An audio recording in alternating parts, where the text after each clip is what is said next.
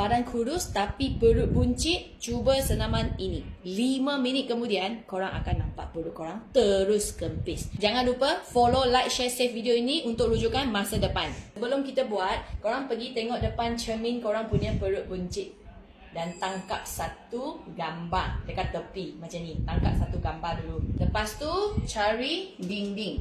Badan kita, kaki kita semua rapat dengan dinding. Kaki keluar sebelah.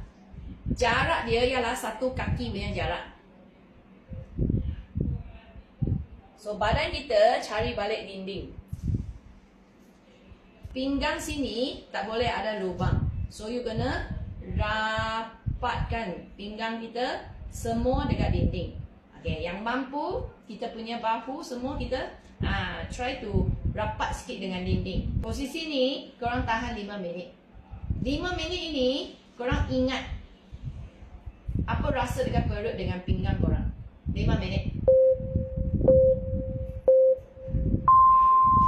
Okay, lepas tu bangun. Tengok depan cermin lagi. Ambil satu lagi gambar. Korang akan terkejut.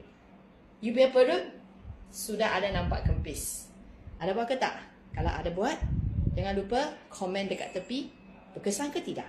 Kalau korang nak lagi berkesan, belajar kemut perut sekali. So bila kita buat posisi tadi, kita lagi kemut, lagi hebat. Ini senaman. So korang yang ada masalah perut buncit, senaman ni amat-amat sesuai dan amalkan setiap hari 5 minit saja. Kalau korang nak lagi cepat naikkan metabolik badan, bakar lemak, korang amalkan air bakar lemak ni sekali. Selain daripada dia boleh kasih kita cepat bakar lemak, dia juga boleh bagi kita bertenaga sepanjang hari. Bagi kita kurang makan. Siapa yang selalu asyik nak makan, lagi-lagi suka makanan manis, minuman manis punya, bagi air bakar lemak ni tolong kita kurangkan gula. Lagi satu, dia boleh kurangkan gemuk air dekat badan. So sangat bagus kalau korang amalkan air bakar lemak ini setiap hari pagi selepas sarapan. Otomi suka larutkan satu sachet dekat 1 liter air. Ini tinggal sikit saja, tadi kita dah minum kan. Sekarang tinggal sikit je.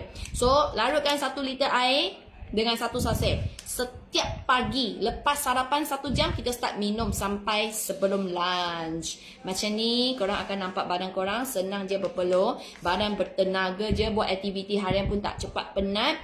Lagi perut you kenyang-kenyang lama, tak lalu nak makan ini itu, makanan manis-manis, minuman manis-manis akan semakin tak berapa suka. So korang amalkan ni saja, sangat bagus. Sebab ini ialah cara yang sihat untuk naikkan metabolik badan. Okay? Cari Midi Arabica Coffee dekat TikTok Shop ataupun Shopee. Satu pack ada 15 sachet macam ni.